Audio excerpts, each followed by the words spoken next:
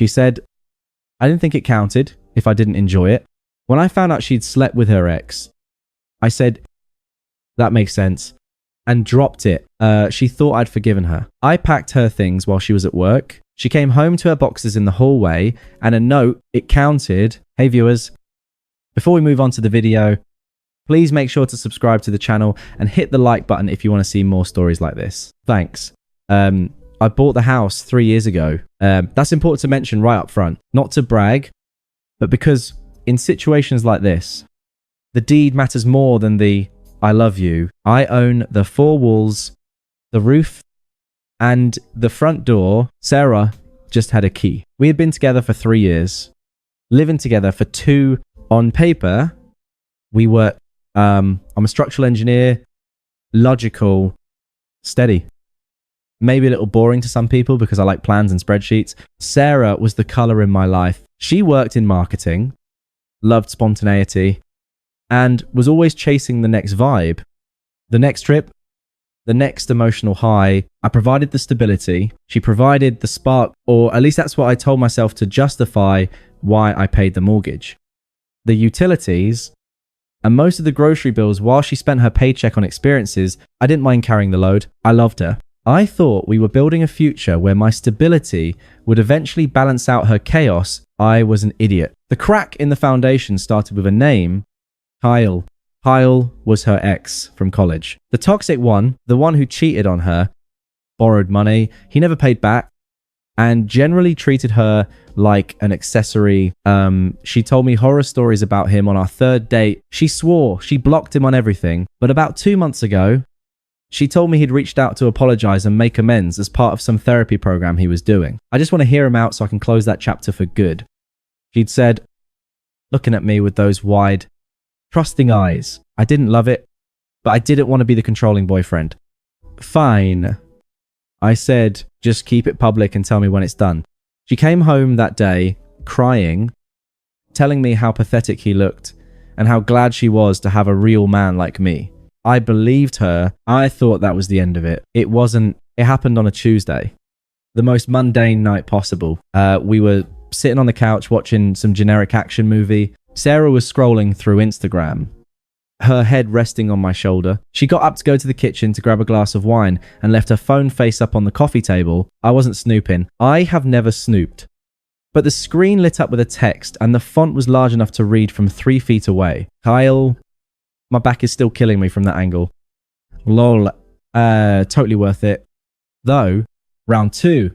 Soon, the air left the room. It felt like the temperature dropped 20 degrees in a single second. I stared at the message, the words burning themselves into my retinas. From that angle, round 2. Sarah walked back in, humming. She saw me staring at the phone. She saw the notifications still glowing on the screen. The glass of wine didn't drop. She set it down, but her hand was shaking so hard, the liquid slashed over the rim onto my coaster. Opie, she started, her voice jumping an octave. It's not what it looks like. I picked up the phone. I didn't unlock it. I just held it up. Kyle, round 2 angle. Which part isn't what it looks like? Sarah. She snatched the phone from my hand. I expected tears immediately. I expected begging. I expected, I'm sorry. Instead, she got defensive. She crossed her arms, creating a barrier. Okay, fine. I saw him. He kept messaging me, begging to see me, saying he still loved me. I was confused. Okay, I needed to know. I stood up. I felt sick. A physical nausea rolling in my gut. You needed to know. You live in my house. You sleep in my bed, and you needed to go. Your toxic ex to know if you wanted to be here. I didn't want to be with him. She snapped as if I were the one being unreasonable. I just needed to see if the spark was still there. And you know what? It wasn't. She took a step toward me, her face shifting from defensive to something resembling reassurance. This is where she delivered the line that killed the relationship. It didn't wound the relationship. It decapitated it. Oh yeah. Listen to me, she said, reaching for my hand. It was awful. He's messy. His apartment smells, and the sex was terrible. I didn't even enjoy it. I stopped him halfway through because I felt gross. I didn't even orgasm. So It's not like I really cheated. It was just a physical test that failed. It didn't count. I looked at her. I really looked at her. I saw the woman I planned to propose to in the spring, and I realized I was looking at a stranger who believed that fidelity was a transaction based on the quality of the orgasm. In her mind, because she had a bad time. She hadn't committed a crime. She viewed herself as the victim of a bad experience, not the perpetrator of a betrayal. You think I started my voice dangerously quiet. You think because you didn't get off, it doesn't count. Yes, she said, nodding enthusiastically, thinking I was finally understanding. Exactly. If I had enjoyed it, that would mean I had feelings for him. But I hated it. It just proved how much I love you. It was basically a mistake. Like tripping and falling. It doesn't count. Something inside me snapped. But it wasn't a snap of rage. It was the sound of a tether being cut. All the anger, the hurt, the confusion. It just evaporated, replaced by a cold, metallic clarity. There was no point in screaming. There was no point in explaining loyalty or respect or basic human decency to someone who viewed cheating as a customer satisfaction survey. If I fought her, she would just dig in. She would gaslight me all night. She would make this a wee problem. I needed to be surgical. I forced my facial muscles to relax. I let my shoulders drop. I looked her in the eye and lied with the same ease she had used to lie to me for weeks. You know what? I said, letting out a long breath, that actually makes sense. Sarah blinked. Stunned? It does, yeah. I said, nodding slowly. I mean, if there was no emotional connection and the physical part was bad, it's just mechanics. It's just biology. I get it. You needed closure. You got it. And now, you know, the relief that washed over her face was insulting. She practically collapsed into me, hugging my waist. Oh my God. Thank you. I knew you'd understand. You're so logical. That's why I love you. I promise Kyle is blocked. It's done. I know. I said, patting her hair mechanically, it's done. She pulled back, wiping a tear, smiling that bright, beautiful smile that used to make my day. I'm going to take a shower. I feel gross. Then let's order Thai food. I'm starving. Sounds perfect.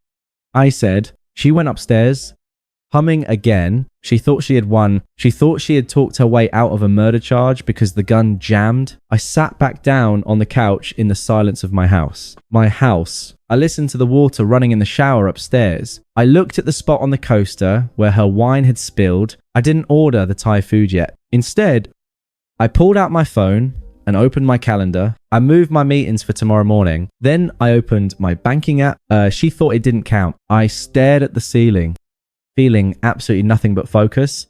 Tomorrow, she would learn that I keep a very strict scoreboard. The next morning was a masterclass in dissociation. Sarah woke up glowing. She stretched in bed looking at me with this sickeningly sweet gratitude, like I was a saint who had granted her absolution. She actually made me coffee, which she hadn't done in months. I feel so much lighter. She said, leaning against the counter, sipping from her favorite mug, the one with the cat on it. I was so scared to tell you, but I'm glad I did. It feels like we're starting fresh. You know, no secrets. No secrets. I repeated, forcing a smile. It felt like stretching rubber bands over a skull. Have a good day at work. Sarah, love you. She said, kissing my cheek. Drive safe. I waited by the window. I watched her Honda pull out the driveway and turn the corner at the end of the street. I waited another 2 minutes just to be sure she wasn't coming back for a forgotten phone charger. Then the clock started. It was 8:05 a.m. I had roughly 9 hours before she returned. I didn't rampage. I didn't scream. I didn't throw a vase against the wall. I moved with the efficiency of a contractor fulfilling a work order. The job description was erase Sarah. Step 1. The perimeter. I called the locksmith I had looked up the night before. I told him it was an emergency rekey. He said he could be there by 1000 a.m. I told him I'd pay double if he made it by 9:30. He agreed. Step 2. The finances. I sat down at my desk and opened the laptop. We didn't have a joint checking account. Thank God for my past paranoia. but she was an authorized user on my primary credit card. It was the card she used for groceries, gas, and those experiences she loves so much. Click remove user, confirm. I went through the streaming services, Netflix, Spotify, Hulu, all on my name. Click sign out of all devices. Change password. I watched her digital footprint vanish from my accounts one by one. It was clean, silent. Step 3, the physical extraction. This was the longest part. I went to the garage and grabbed the stack of flat cardboard boxes I'd saved from Amazon deliveries, and my last move, I brought them into the living room and started taping them up. Riep snap, riep snap. The sound of the packing tape was the only noise in the house. I started in the bathroom. Her shampoos, her expensive face creams, her 3 different hair straighteners. I didn't throw them. I placed them upright in the boxes. I didn't want her to have a single reason to call me a monster. If I broke her stuff, she became the victim. If I packed it better than professional movers, she was just gone. I moved to the bedroom. I stripped the closet. Her clothes went into boxes labeled wardrobe. Her shoes went into shoes. I found the shoebox under the bed where she kept little mementos, ticket stubs from our first date, a seashell from a beach trip, a dried rose for a second.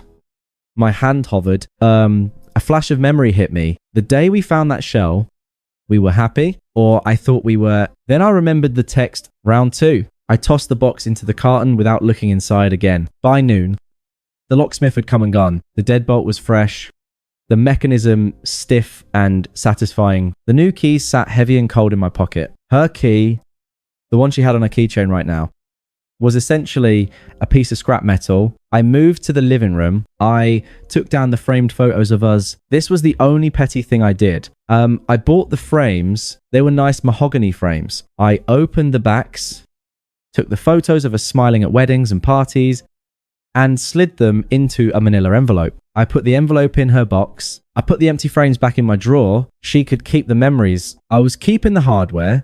Betrista M. The house was unrecognizable. It wasn't empty. My furniture, my books, my art were all still there. But the clutter of her was gone. The throw blankets she liked, the scented candles, the piles of magazines. The space felt larger, sterile, quiet.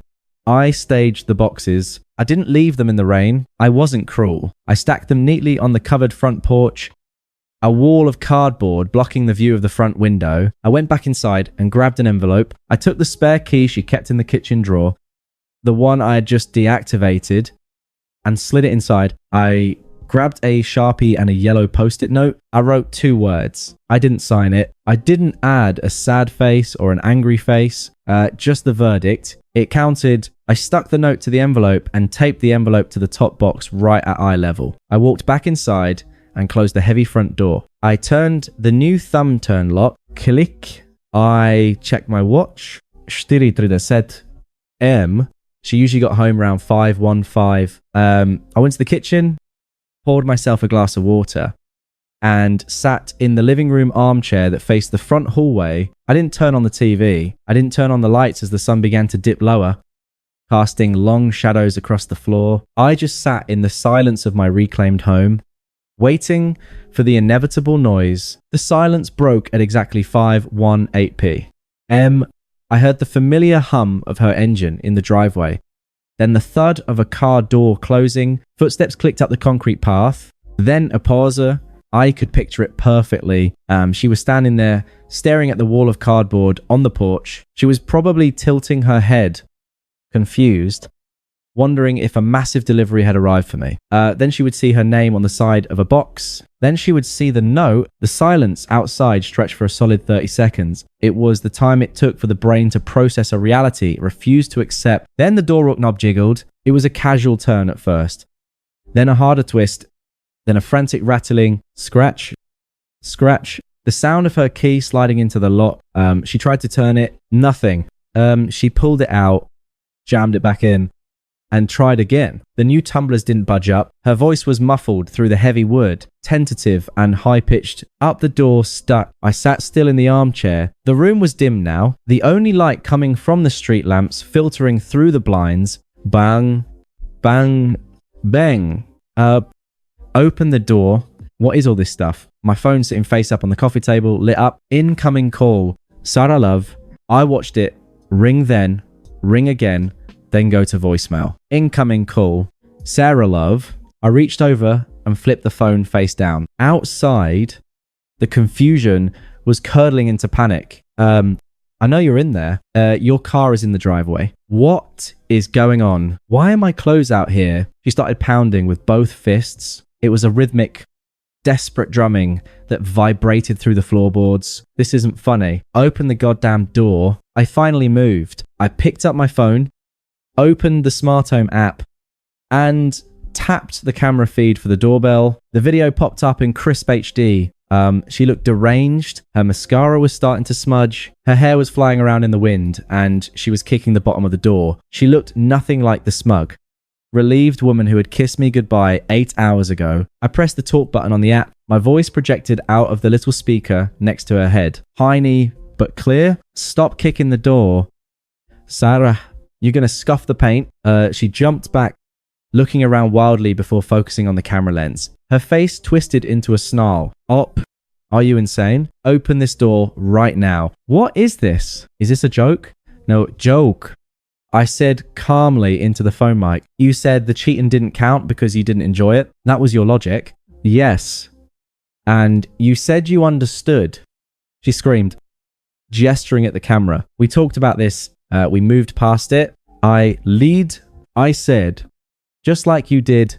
She froze. Her mouth opened and closed like a fish on a dock. The boxes contain everything you own. I continued. I checked the closets twice. Your name is off the lease. Well, you were never on it. You're off the Wi-Fi. You're off the credit card. The locks are changed. You don't live here anymore. You can't do this. She shrieked, the tears finally starting, real ugly tears. We've lived together for 2 years. You can't just evict me. I'll call the cops. This is illegal. Actually, I said, keeping my voice monotone. I checked the statutes. In our state, since you never signed a lease and never paid rent, I have the bank statements to prove it. You are legally considered a guest. Guests can be asked to leave at any time. Your property has been returned to you undamaged. You are currently trespassing. She choked on the word. I'm your girlfriend. Not anymore. Now you're just a woman banging on a stranger's door. Where am I supposed to go? She wailed, collapsing against the siding. Oh, please. Baby, please let me in. Let's talk about this.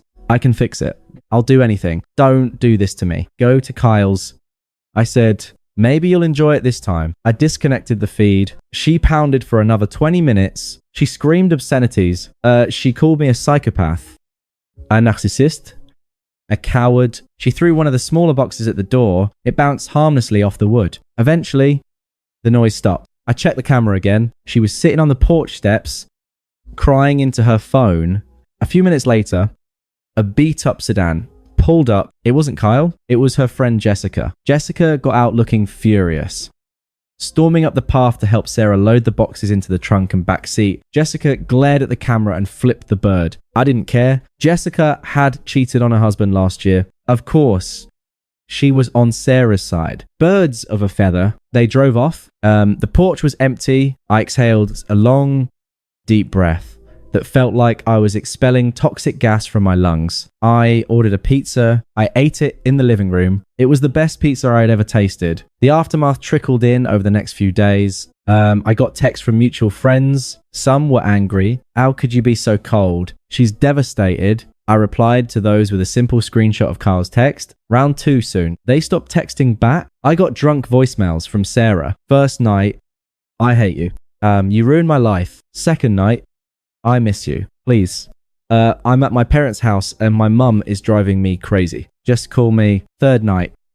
Kyle is a dick. I went to see him and he wouldn't even let me inside. He said he didn't want drama. You were right. I'm sorry. Please? Oh, I didn't block her number immediately. I wanted the record in case she tried anything legal. But I never replied.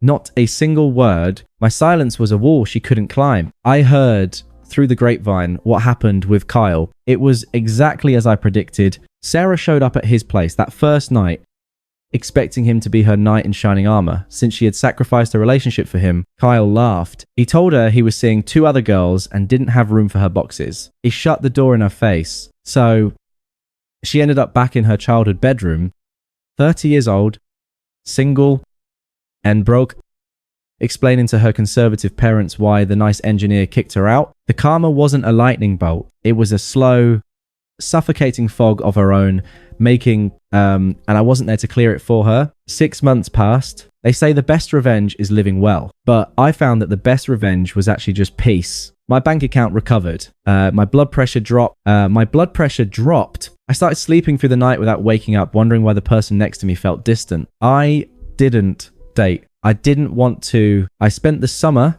hiking, fixing up the backyard deck that Sarah had always complained about, and reconnecting with friends who had drifted away during the Sarah show. I realized that for 3 years, I had been carrying a backpack full of rocks, convinced it was just normal gravity. When I took it off, I felt like I could fly. I hadn't heard from her in 4 months. The drunk voicemail stopped after I changed my number. I assumed she had moved on or found another safety net to land on. I was wrong. It happened on a Sunday afternoon in October. I was at the upscale grocery store downtown, the one with the overpriced cheese and the good wine selection. I was looking at steaks, debating between ribeye and strip, when I felt a tap on my shoulder. I turned around. It took my brain a second to register her. Sarah looked diminished. That's the only word for it. She was wearing sweatpants that looked slept in and a hoodie that was 2 sizes too big. Her hair, usually perfectly styled, was pulled back in a messy bun that wasn't a fashion statement. She looked tired, deeply spiritually tired.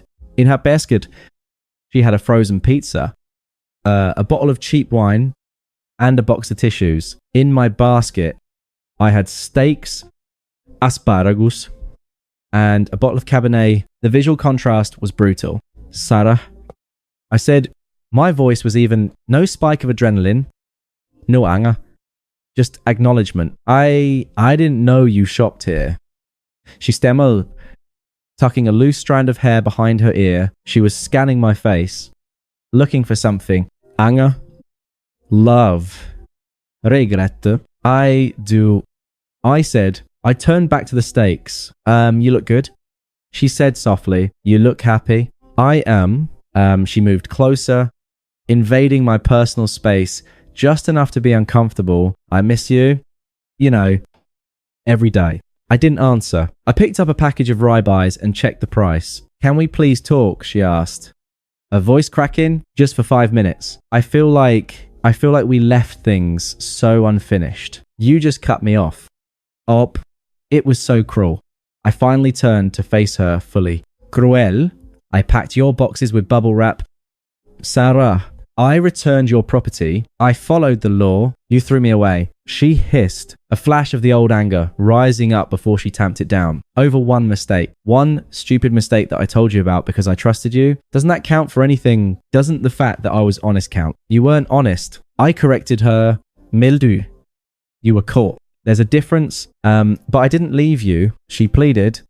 Ignoring the fact I stayed, I chose you. Comment nothing. I told you I didn't even enjoy it. It was a physical failure. Why did you have to blow up our entire life over something that didn't even feel good? There it was, 6 months later, and she was still clinging to the same twisted logic. She genuinely believed that her lack of pleasure made her innocent. I looked at her, and I felt a strange sense of pity. Not sympathy, just pity. She was broken in a way I couldn't fix, and thank God I was no longer trying to...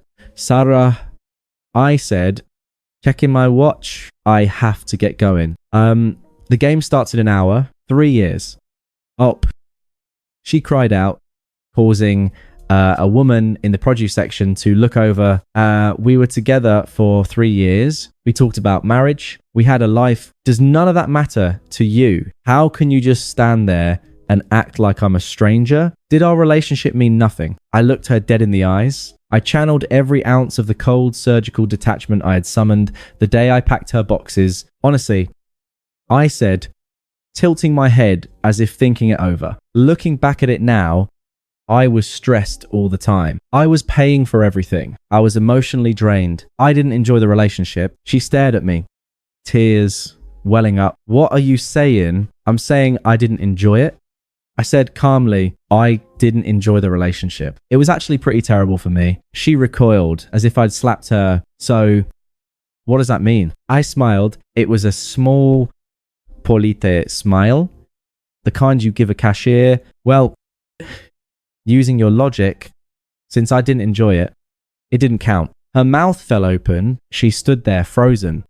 The realization hitting her like a physical blow. I had used her own shield to decapitate her. So, technically, I continued gripping the handle of my basket. We never dated. I don't know you. I stepped around her. Goodbye. Stranger. I walked toward the checkout aisle. I didn't look back. I didn't need to see her face to know she was crumbling. I didn't need to see if she was crying. I paid for my steaks. I walked out into the crisp autumn air. The sun was setting, painting the sky in shades of violet and gold. I got in my car, turned on the radio, and drove home to my quiet, empty, peaceful house. It was the best night of my life. Thanks for watching. Make sure to subscribe to the channel and hit the like button. What do you think about this story? Share it in the comments.